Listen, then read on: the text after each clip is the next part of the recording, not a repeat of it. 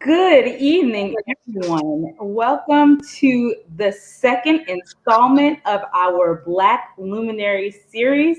My name is Dr. Courtney Ray. I am the president of the Society for Black Neuropsychology, and I have the pleasure, the extreme pleasure, to be able to introduce our guest for this evening, Dr. Anthony Stringer. And Dr. Stringer, we are so glad that we have an opportunity to come and have you as part of our inaugural Black Luminary series. I'm glad that we get a chance to actually spend this time together, picking your brain. Well, thank you. I'm honored to have been asked to do this. So thank you very much. Definitely. Well, I wanted to start out now yesterday, not yesterday, but the day before yesterday, if anyone saw our first interview, we had Dr. Kendra Anderson, who is our executive secretary of Society for Black Neuropsychology, interviewing Dr. Mark Norman. And she was able to just get so much information from him in terms of his own life and how he has been just influenced by so many people and how that has played into his professional career and just trajectory. We're going to do the same for you, Dr. Stringer. We're going to ask you some questions about your background. We're going to also ask you about your vision for the future as well. But those of you who saw the interview that Dr. Anderson did also will know that we start off with an Ancestor Spotlight. So one of the things that we want to do is to continually honor those people who have come before us, because we stand on the shoulders of many individuals who have done things prior to us getting here. And so we want to make sure that we give recognition where recognition is due. And especially during this time of Black History Month, many people who we know have made great strides in our profession and have been able to forge a path for many of us. They have been lost to history, or even in some cases purposely concealed. So we want to shed a light on all of those bright and wonderful individuals. There will be never enough time to illuminate the stories of all of the individuals who have been able to make our way here, but we want to do the best job that we can in highlighting people who we feel have done a lot for us in getting us to where we are. And usually, this is the pattern that we will be following, will be a introduction of the ancestor for the evening, and then coming to talk to our illustrious guest, whoever it might be. But tonight, we actually are doing something a little bit different, because when we asked Dr. Stringer which individual he would like to highlight, he usually we use ancestor in sort of the very metaphorical sense, but the individual that he chose is actually someone who is related to him in a very real sense, in the very conventional sense. And so in that way, we do want to ask you, we want to jump right into our interview with you and asking you about this individual who you say has forged a path for you and has been so influential in your life. I'm going to read what you told us about him, and then I will ask you a few questions about just how he influenced you. So the individual that you chose was Dr. William Greer, also known as Bill Greer. And although he was not a neuropsychologist, he was a psychiatrist and a New York Times bestselling author. He was a pioneer in his understanding of psychology of oppression and the conditions that led to the riots in Black urban communities in the 1960s. And like I said, he was actually related to you. He was your cousin. You do make it a point to mention that you guys weren't close during his life. You actually were a few decades apart in age, but nevertheless, he was influential to you. And you let us know that growing up in your home and seeing your cousin being interviewed on television and in serious and unusually serious Johnny Carson interviews on the topic of Black rage, all of that had a very profound impact on your own vision of the future and just the idea of what you could do as you got older. And so pick it up from there and letting us know how that, just seeing that vision of somebody, not only just someone who's Black, but literally someone in your own family really influenced you and propelled you forward. Yeah. Yeah, well, I took the word ancestor, somewhat literally, because I think ancestors are different from mentors, and so Bill was not my mentor, but he certainly was my ancestor. We kind of bookend my generation, our generation of the family. He was the firstborn of our generation, and I was the lastborn of our generation. So a lot of years separated us, and the actual amount of time we spent in one another's presence was pretty limited. We could probably count it in days, rather than even years, for that matter.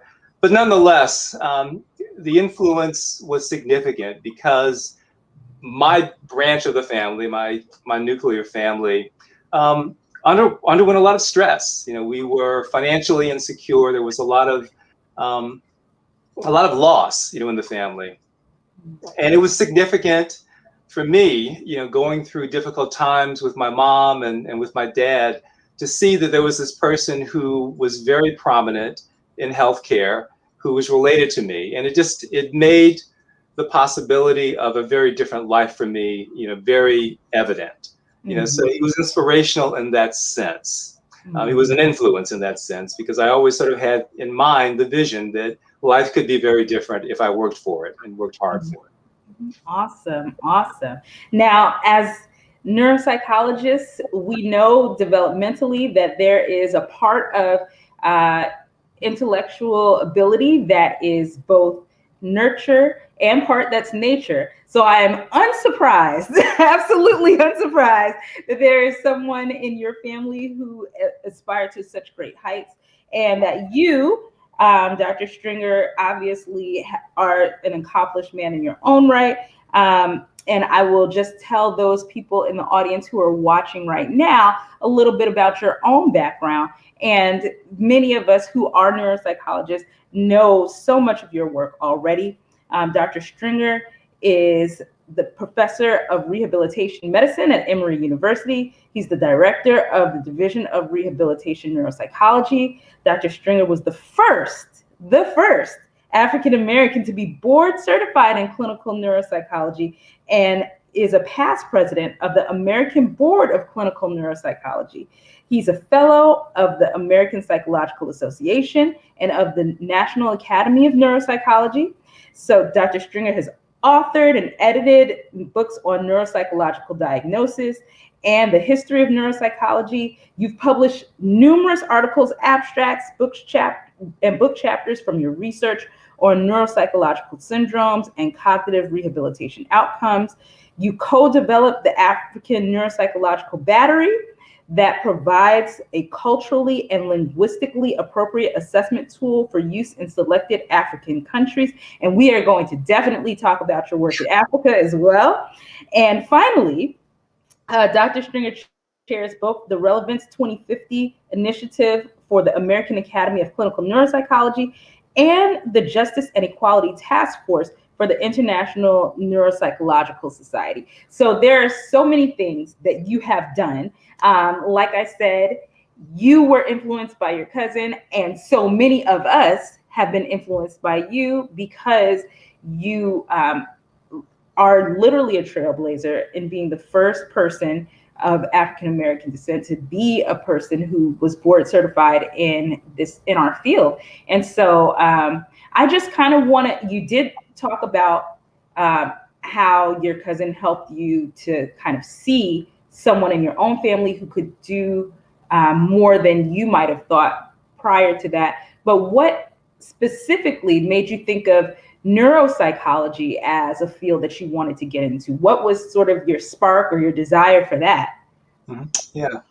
Yeah, well, it's somewhat of a convoluted story. I mean, it also, I think, goes back to my family in lots of different ways.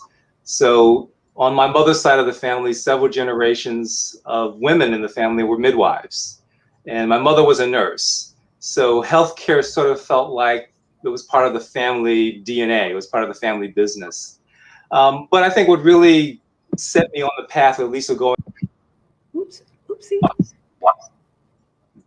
Go ahead. I'm sorry. We had a little. Go ahead. That's all right. It was actually a loss. It was the loss of my father to cancer when I was 7 years old. Oh, wow. So it was very much an early loss. But it convinced me at that point that what I wanted to do was to be a doctor. So of my generation, boys of my generation, often thought about being, policemen or firemen. But for me, there was never anything that I was going to do or be other than a doctor. And in some respects, I think that it is the case that my investment in caring for others, comes from that experience of that kind of early loss. When I was a teenager, I got fascinated by psychology. And so the course of my direction kind of shifted from medicine to psychology because of the interest in behavior. The thing that was disappointing, though, particularly when I got to college, psychology wasn't anywhere near challenging enough. It didn't challenge me as much as I thought it should. And in courses where there were surveys of the history of psychology, it often just seemed to me that it was hard to make progress, in the field. So often it seemed that concepts didn't evolve. They just sort of got translated from one generation to another in different language or different terms. And what changed that was a course in physiological psychology. This was the first time, that I was aware that you could really approach behavior from a more biological standpoint. And it was a revelation. One, it was challenging. I had to work hard, in that course to get a decent grade. But also, things seemed to now be suddenly a lot more concrete, a lot more observable, and you could express things in very concrete, observable terms that allowed you to actually progress the science. The thing that was a little challenging, though, for me, the instructor was a young junior professor, very charismatic, and we kind of bonded. He took me under his wing. And in one of our chats, in his office or in his lab, he confided in me that prior to coming to the university to teach in the mornings, he had a paper route. He delivered newspapers.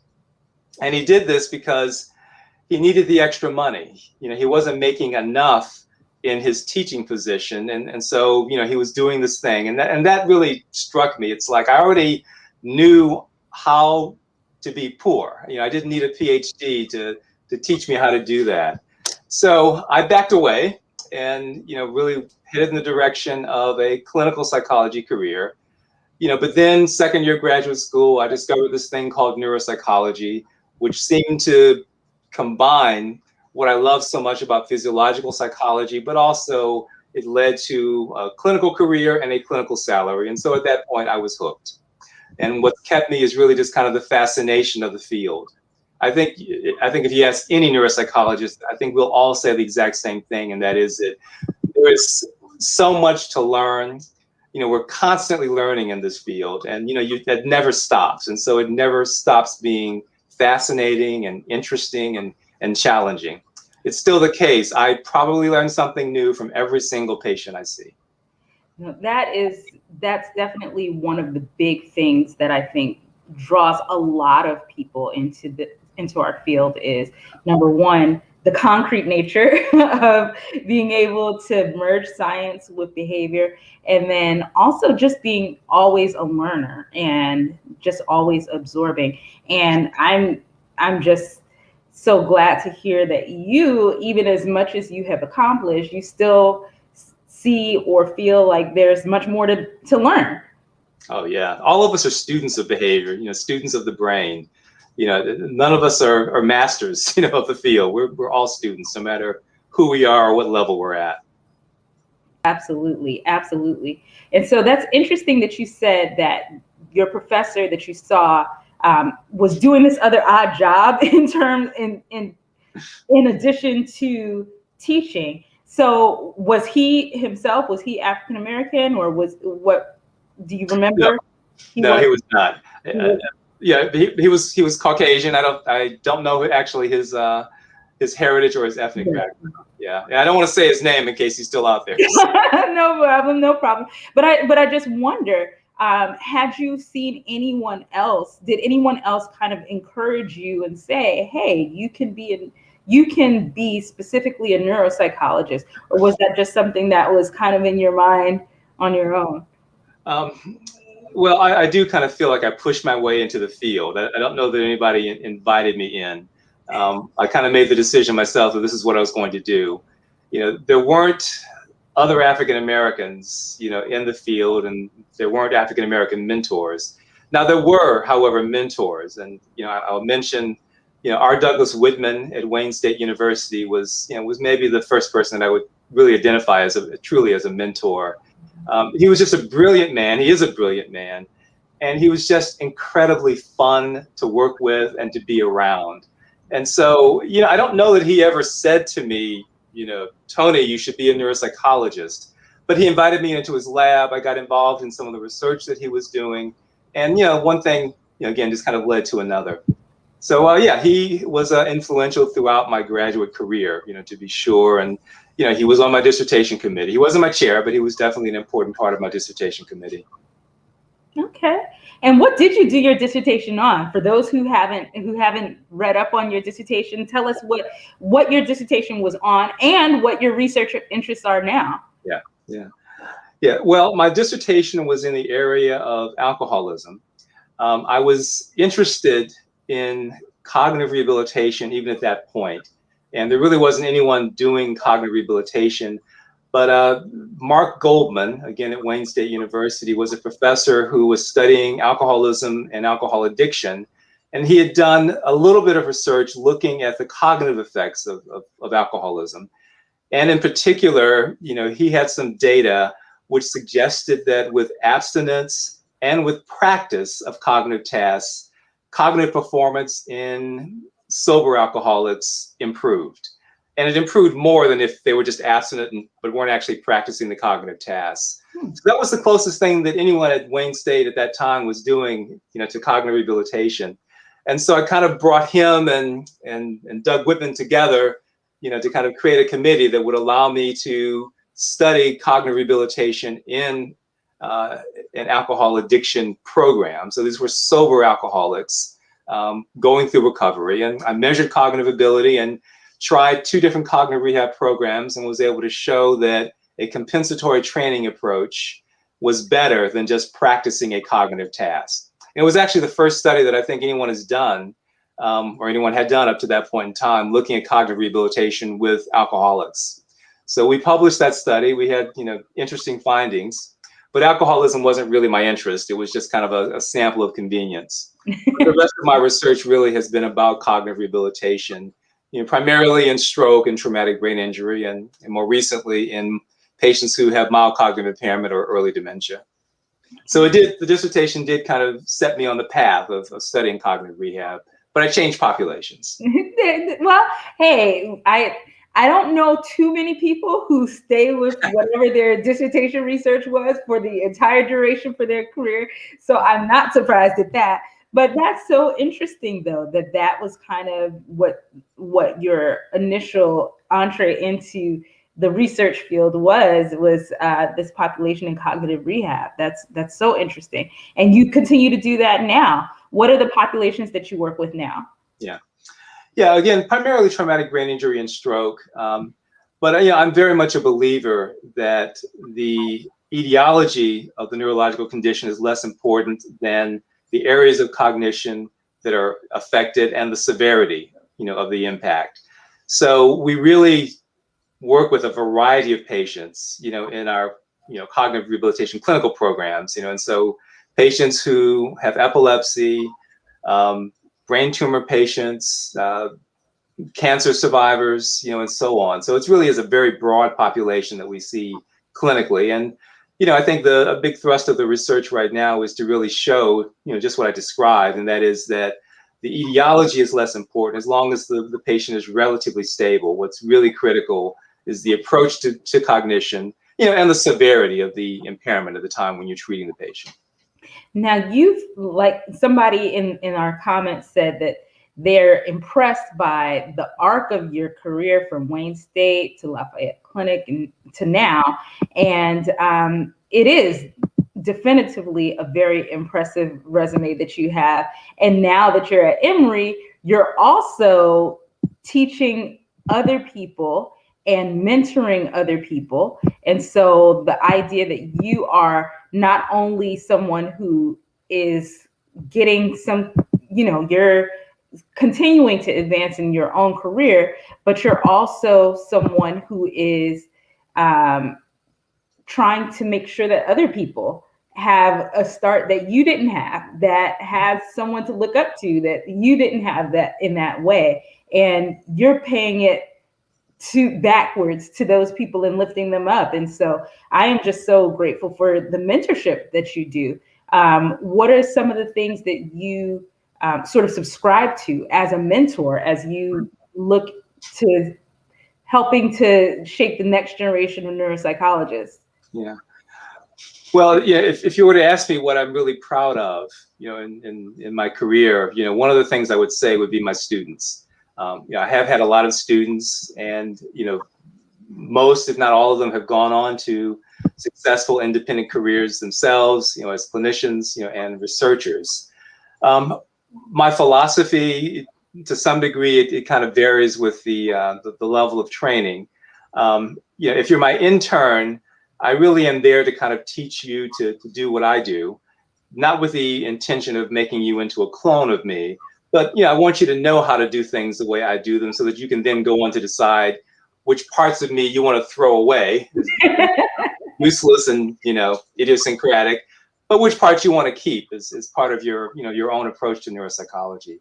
My postdoctoral fellows, I have a slightly different philosophy. In the beginning, I am teaching them to do what I do, but that's really intended just to be kind of a launching pad.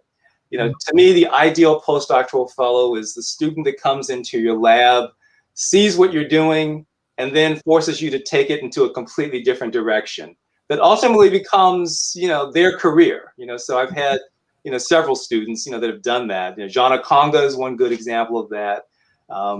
Benjamin Hampstead at the University of Michigan, I think, is also another great example of that.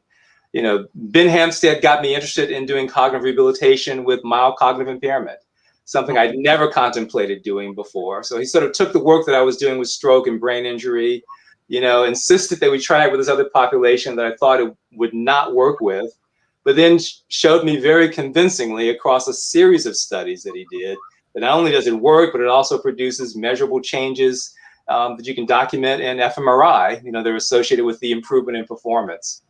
So that was the start of a whole new clinical direction, and it was the beginning of his career, which he has continued at the University of Michigan.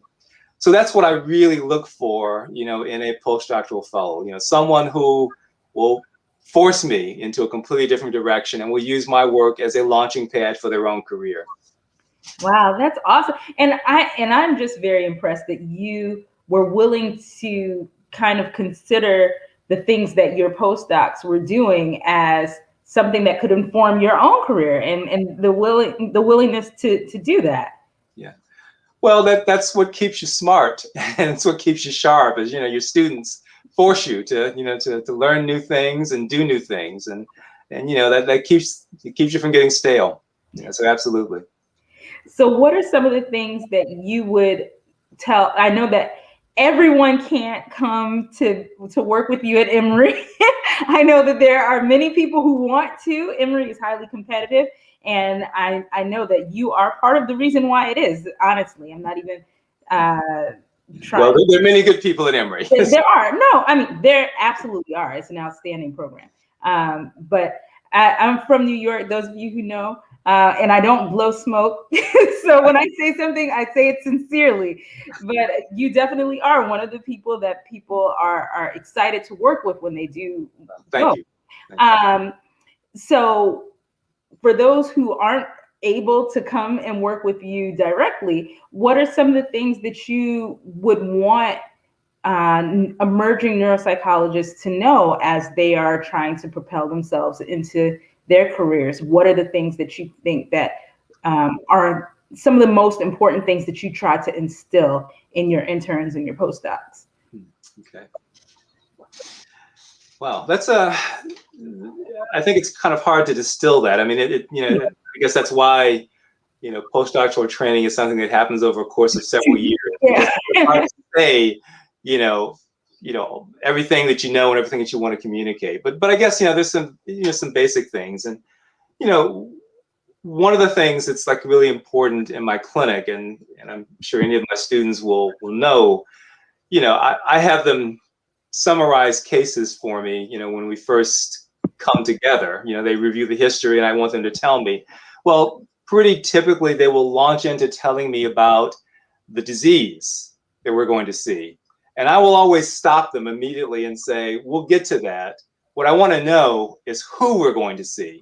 Tell me what you know about this person, because I want to know who the person is that is experiencing the disease. And I want to know that first. So that I think is important, is to kind of center the human being, that's having this experience of a neurological disease, in your evaluation, and not to lose sight, of that.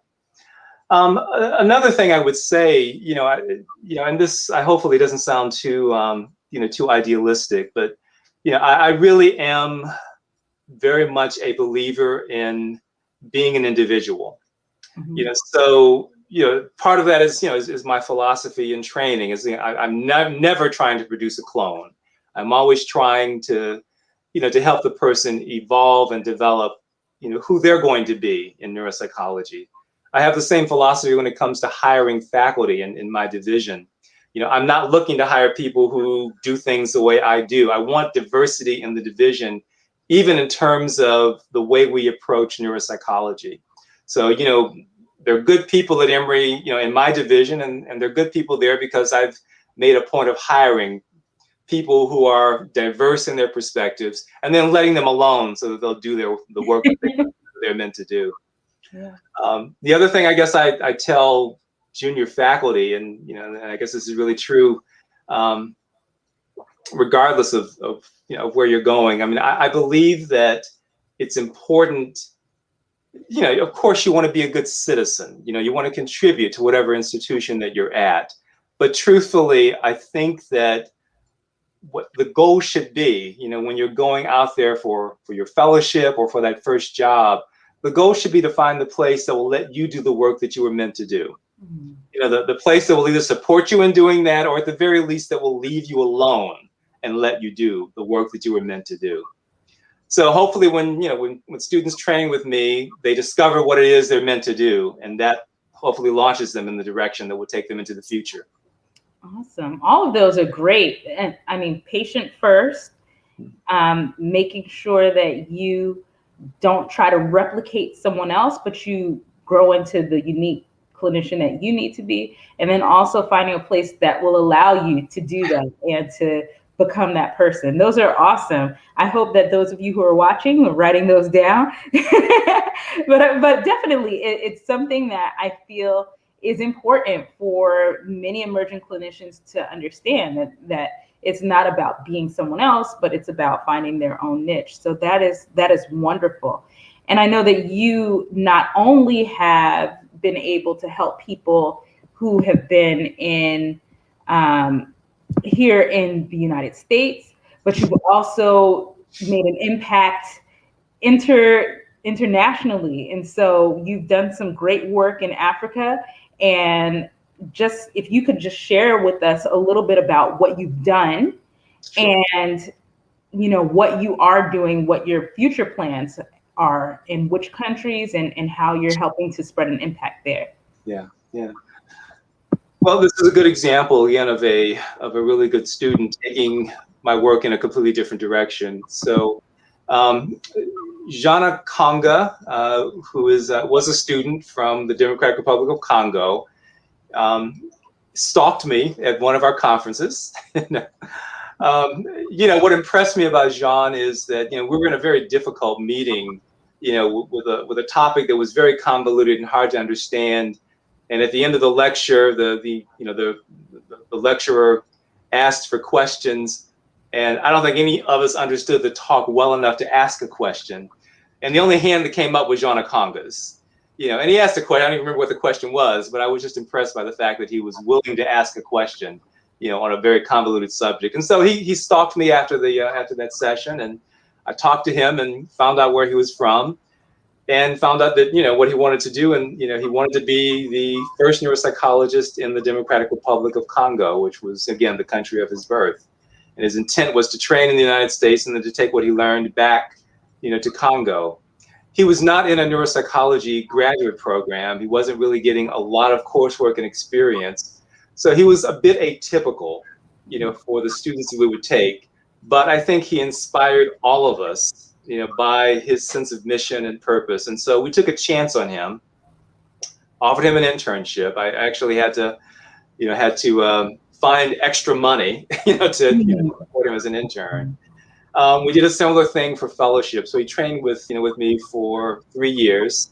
And our fellows are required to do an independent research project, under the mentorship of, their advisor. His project was to create a battery of tests, for Congo. And so this was a collaboration. He brought in knowledge of the culture and the languages, and I contributed knowledge of cognition and how cognition is mediated in the brain and how it is decomposed, in different disorders. And so bringing that expertise together, we created a fairly comprehensive battery of tests. And then I was able to get funding for us to conduct an initial study in Congo, where we collected normative data as well as validation data in stroke patients. Jean was the person on the ground, in Congo collecting the data. Congo is still a country where there is a lot of strife, and so he was sometimes in challenging circumstances. And doing healthcare in Congo is, it can be risky because people don't always trust healthcare providers. But in an amazingly short period of time, he was able to collect nearly 400 normative cases, as well as 50 stroke cases. And so that became the foundation for our initial validation of the African Battery. Again, this was a launching pad for Jean. He has a strong interest in Alzheimer's disease. And so he wrote the next grant, which got funding to begin to use the African Neuropsychological Battery to try to measure Alzheimer's disease in Congo. It's actually the first study of Alzheimer's disease in that country. When John approached neurologists there, their first reaction was, we don't have Alzheimer's disease in Congo, because nobody was measuring it. Right. And also the life expectancy of the population was such that people often didn't live long enough for it to become manifest, which is changing now.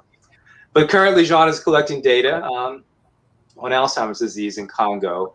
And he's beginning at this point to write a third grant that will allow him to collect similar data in an additional 6 African countries. So really, we're looking at collecting normative data and data on Alzheimer's disease, throughout much of West and Central Africa. Wow. Yeah. So that actually led, to some colleagues from Rwanda to contact us and say, hey, we've heard about Dr. Okanga and what you did to train him. Would you be interested in helping us develop a master's degree program in neuropsychology? So I and my colleague at Emory, Dr. Suzanne Penna, this was Dr. Penna's grant. She was the lead on this. So, she wrote a grant, and we were able to get some funding to basically teach a pilot course in Rwanda to train 17 students there, who were getting introduced to the field of neuropsychology. And we're now at the point where we're hoping to expand upon that and really flesh out this master's degree program. So that's the work that kind of got us into Africa. From that, I discovered that in Atlanta, we have an institution that I've made charitable contributions to. It's the Center for Victims of Torture. They serve a sizable African refugee population, many from Congo and some neighboring countries. Well, they were like literally 20 minutes from where I live, in the Atlanta area. So I called them up and said, hey, do you need neuropsychology there? Well, guess what? I've got this battery of tests, that might be perfect for your population. And so we are now working together to see if we can begin to collect data in immigrant and refugee populations from Africa here in the United States. So that's the additional direction that hopefully this will go in. Wow. So not only have you been trailblazing here in the United States, but making a difference through your students, through your trainees, through your collaborative partnerships, and internationally in the continent. And so thank you so much for being willing to do that. And, the idea of listening and collaborating with people as opposed to going into the communities and imposing what we think they need, but actually listening to the people from those communities and saying, what are the things that are important and relevant to your culture? So definitely, we have different people in the comments saying, this is amazing work. People say they're taking notes. Annie said that she's taking notes. And we have about 25 minutes left. And so I do want to take some comments and questions from our audience who's watching and ask them for anything that they have you as a captive audience right now. And so they could ask you whatever it is that they would like right now. So if you have questions, please feel free to write them in the comments here if you're watching this live on our YouTube channel. We have a few questions already. So Annie asked, are there any tips on how to get involved with international collaborators? She's extremely interested in expanding epilepsy research in Africa and the Caribbean, but she hasn't met any researchers. So how would you, because in many of the accounts that you've talked about, there were people who were who already kind of had that interest and they were able to find you. And I'm sure that there are people in these areas, in these regions who do have sort of a desire for that. But how do you get connected? How do you find each other? Yeah, well, I think INS is a good way of connecting, with people internationally. There are actually people already working in Uganda, and I want to be careful. I don't have permission to identify them, so I don't want to necessarily list a name and have 1,000 people contact them or whatever without their permission. But if people want to email me, I'm happy to to connect you with people. But yeah, there's actually a good bit of work being done in Uganda, looking at epilepsy there. That's also an area that I think we're going to be looking at in Rwanda as well. What's interesting, about epilepsy in Africa, it often is not seen as a neurological disease, particularly in some of the more rural and less developed areas. It is seen as a sacred disease, a spiritual disease, a disease that perhaps is caused by malevolent influences. And there is a population which has what we would call non-epileptic, psychogenic seizures. I think that population is pretty significant in Africa. And so being able to differentiate the psychogenic cases, the cases that may be more related to belief systems from cases, that are due to truly epileptic lesions in the brain, that's a critical piece. And I think neuropsychology has potentially a major role to play. A lot of modern diagnostic tools are not readily available. And, we can diagnose in areas where things like EEGs and MRIs are simply not an option. So I think there's a lot of opportunity, particularly for a condition like epilepsy, in the developing world, and in particular in sub-Saharan Africa. So, Annie, I'm happy to introduce you to some people. But I think INS is a great forum, for that, because it does give you an opportunity to meet investigators, from all over, the world, who I think often are looking for collaboration with folks in developed countries. Awesome. So you heard that, folks. You can get in touch with Dr. Stringer, and he's been very gracious to make that offer. If you have other questions, go ahead and write it in the chat. I personally have a question that you kind of touched on just a little bit. So and this is a little bit personal. So I know that you I know that you are a person of faith. I'm also a person of faith. And I wanted to ask you kind of, how does your faith sort of how do you integrate that, or how does it inform the way that you approach different things in your practice, or even in just the idea of what you do? Huh. Well, no one has ever asked me anything remotely like that before. Okay. Well, I'm happy to be the first. Well, so I should probably clarify. I'm a Unitarian Universalist, which is a little bit of a different approach to faith. And what attracted me to that, was that it was a spiritual approach that was grounded, in reason, in the natural world. It was in some ways a religion for scientists. And many of the members of my church, are university professors and scientists, and there are not a lot of supernatural beliefs, within Unitarian Universalism, although there are some, who get spiritual inspiration that way. But for many of us, spirituality is in the natural world. I don't subscribe to any particular supernatural beliefs, but I do get great spiritual inspiration from spending time in nature. And I think that the natural world is miraculous enough that, one does not need to look much beyond that, for spiritual inspiration. What I will say is that I think, being involved in a spiritual community it makes me a better person. Neuropsychology is a very competitive field, and I'm a very competitive person as well. But you have to be in this field, right? You do, and I think it's actually better. I think that's one of the impacts of more persons of color entering the field. The culture of the field is changing. I think the field is a lot warmer and a lot more welcoming than what I experienced, when I first entered, the field. So, if you're in the presence of persons of color, you're going to be in the presence of a different cultural experience, and I think that experience is coming into neuropsychology. But the dominant culture, again, when I got into the field, was a very competitive, very aloof, very elitist, very challenging, kind of culture. And so, I learned to swim with sharks. I learned to swim and flourish in that environment. But, what I will say is that I think having a spiritual grounding, whatever that happens to be, it does keep you human.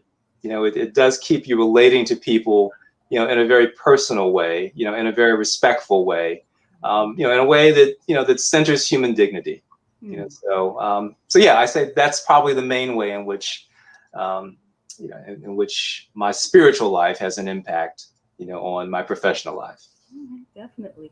Yes. The day before yesterday, we talked to Dr. Norman, and he answered some questions about work-life balance. And so kind of going off in that direction, you talked about grounding. So how do you balance your career with the challenges of work and different things like that? What are the things, and the challenges of your personal life as well? What are the things that you do to sort of integrate those in a healthy way, in a healthy, balanced way? Yeah, well, that's a struggle, to be sure. And I don't know very many people, who manage to do that, well, and I can't claim to be an expert in, in doing that. the one thing that I will say, is that the balance changes over time. The right balance is different at different times in your life.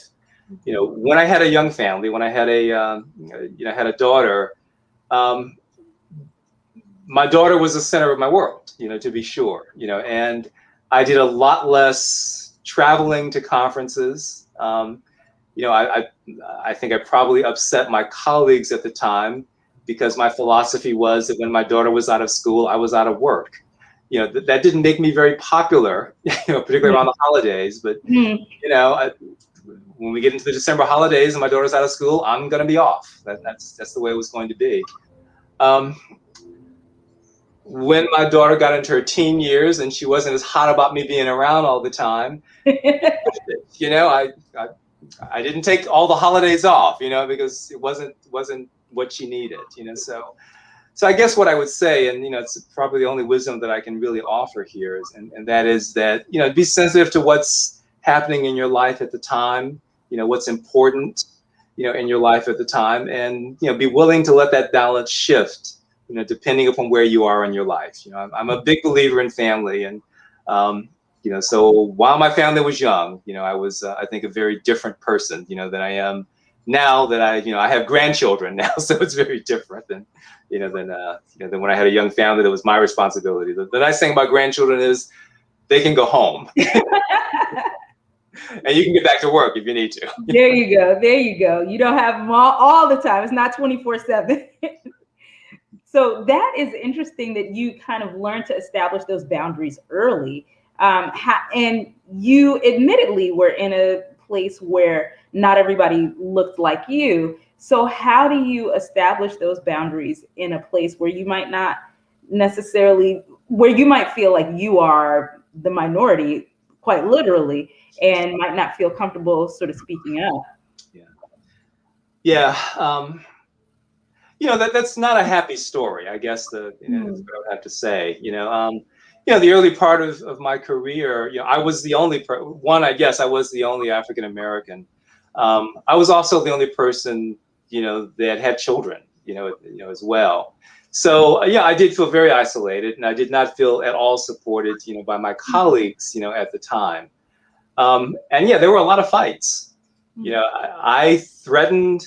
I didn't threaten to quit. I just sort of dared people to fire me, which I didn't think they'd do because I was bringing in most of the revenue, and right. the one that had grants, So I was able to survive. I think because I was successful. I was doing well, and I think perhaps that gave me permission to be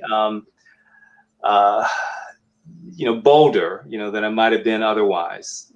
Yeah, it wasn't a happy story, and things are different now. Part of it is, I outlasted everyone else, and eventually was put in charge, and I think I'm in a very different place. It certainly is a family-friendly place now, and faculty members with children get priority for holidays off. That's just the way it is. I think we're a lot more supportive of one another, and that's also, I guess, what I meant when I said earlier that that BIPOC people bring in a different perspective sometimes that I think changes, that transforms environments.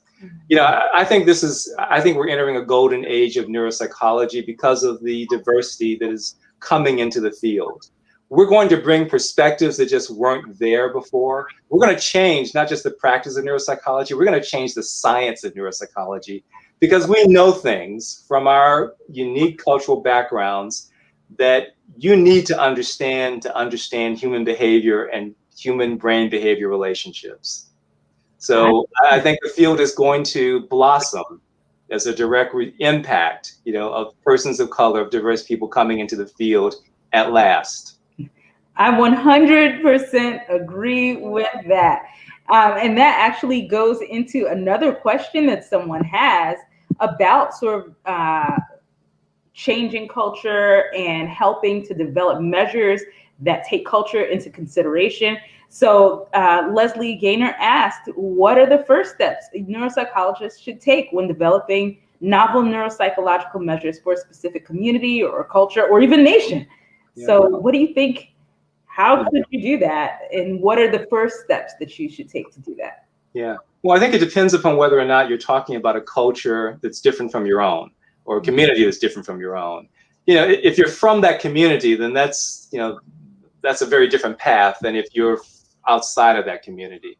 If you're outside of that community, you've got to collaborate, and it's got to be an equal collaboration. It's got to be a coming together of equals. The people you're collaborating with may not have the same education as you have. They may be differently educated, but it's important that it be that kind of collaboration. Otherwise, you won't get anywhere, at all. And you need to immerse yourself in that culture to some degree. In teaching a course in Rwanda, we didn't just go there and give lectures. We went there and we got to know people. We met with lots of people. We traveled through the country. We had experiences that were just amazing. I had a wonderful opportunity to meet the premier artist in Rwanda, and to talk about the experience of genocide and what it was like to flee that and then come back and then become a flourishing artist. And I told him about the experiences of African Americans here, and we both cried at various points in that conversation, and we found commonality. And I got to know something about the country that I wouldn't have gotten to know just by standing back and reading about it. I went on gorilla safari while I was in Rwanda, which nearly killed me, but it also helped me understand things about the country and the culture and the environment there. So what doesn't kill you makes you stronger, right? Yes, or at least makes you different.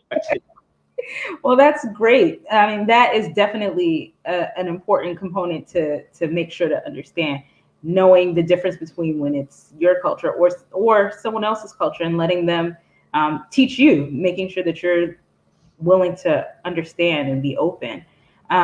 Erica asked the question, going back to our conversation about career and the interactions that you have with students and faculty. Erica's question is, in your opinion, should our focus be on,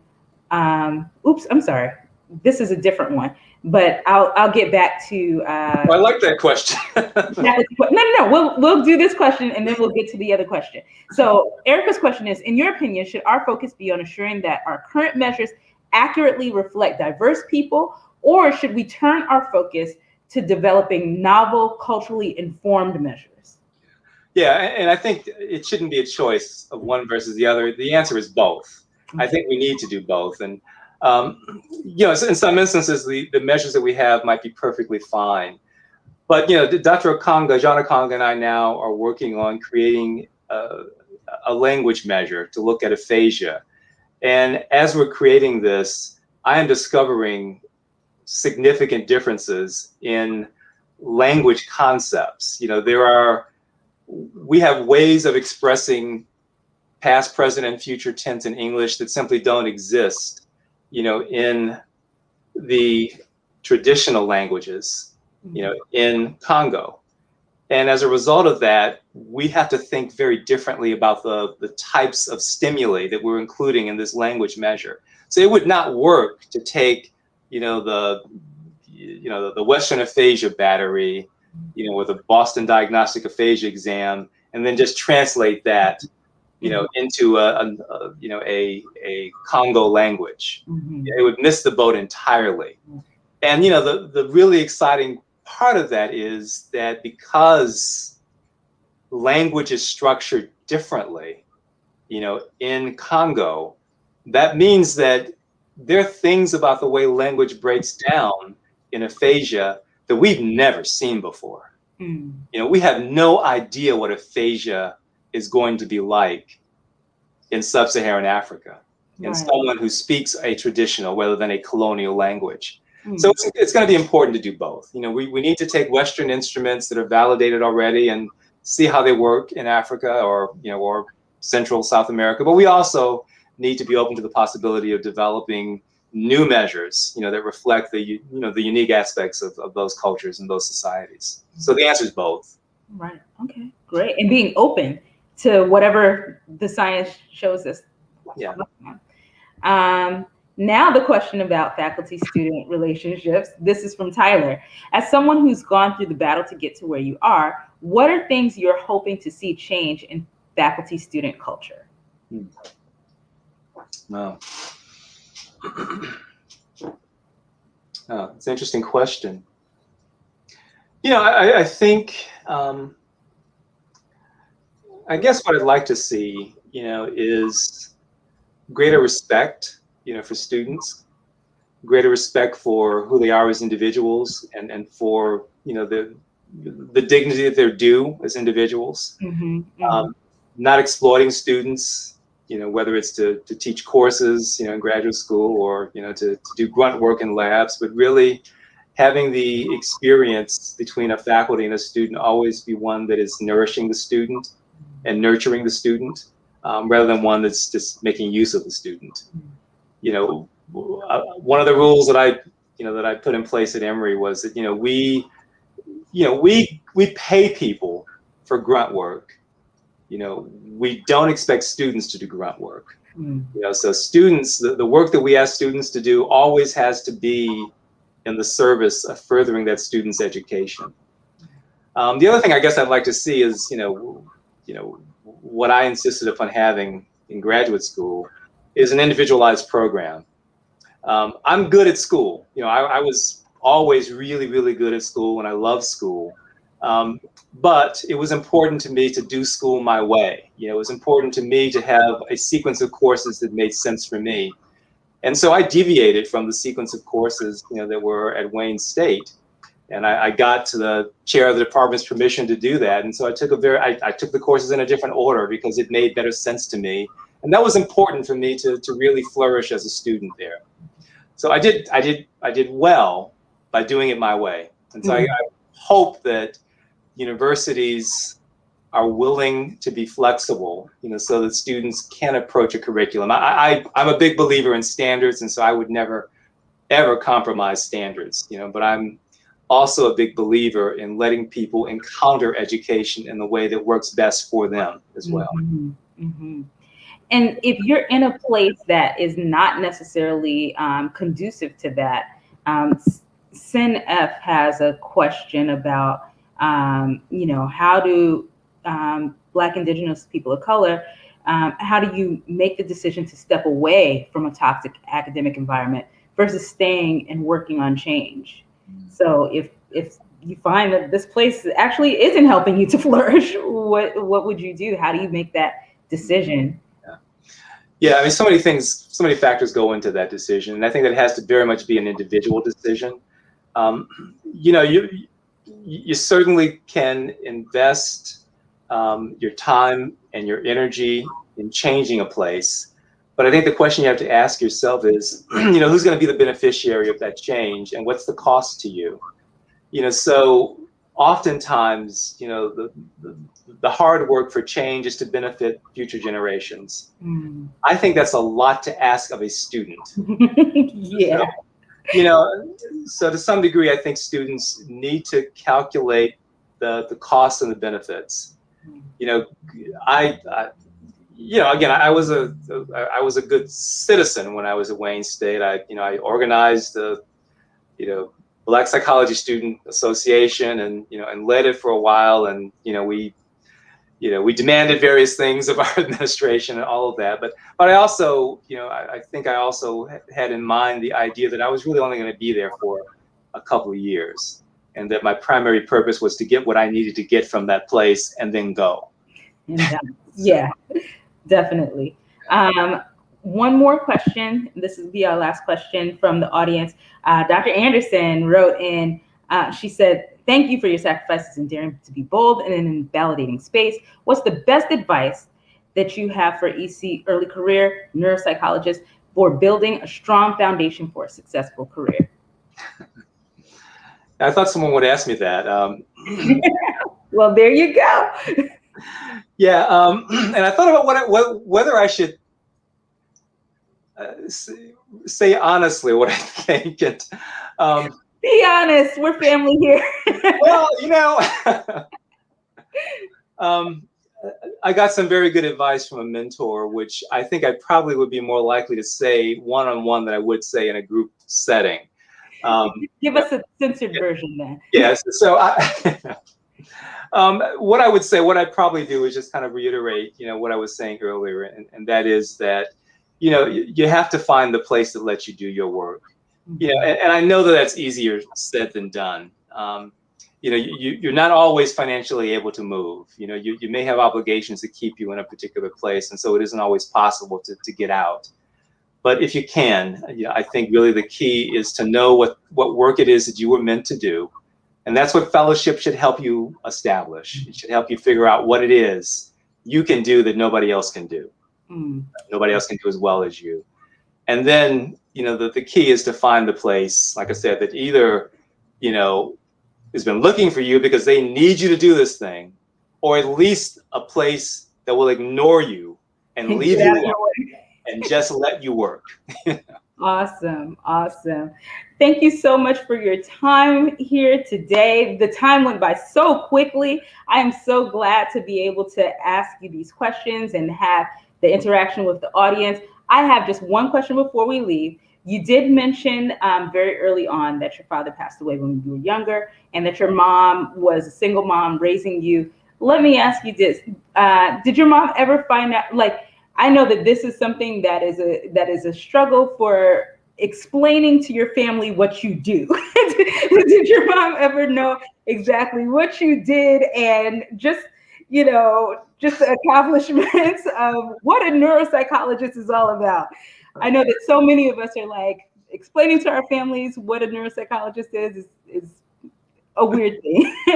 Well, I don't know that my mother ever figured out neuropsychology. What she did do, however, was when I successfully defended my dissertation and had my Ph.D., she took credit for it. Very good, as she should.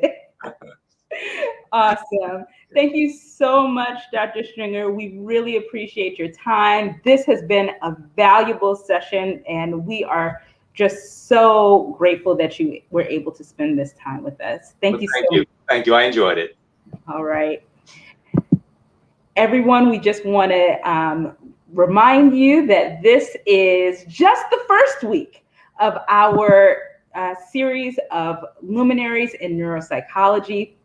We want to invite you back again next Tuesday and next Thursday as we look to see the next presenters.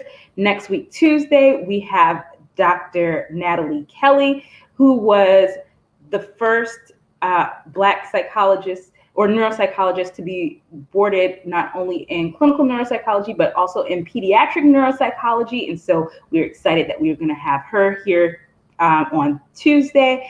And we have so many more exciting and informative interviews to share with you. And so we want to make sure that each of you is able to not only watch, but also spread the word to other people. Let other people know that they can watch. If you're not able to watch live, watch on the replay. Subscribe to our channel so you'll be able to get these videos and other things in the future. On the bottom half of the screen, you'll see all of our contact information for our Twitter and also our website. If you're not already a member of SBN, we want to encourage you to be a member of SBN. We are so grateful and thankful for all of you who tune in. And so we want to make you a part of the SBN family as well. We hope that this has been a great evening with Dr. Stringer and that it has informed you. And I hope that you will be able to tune in next time.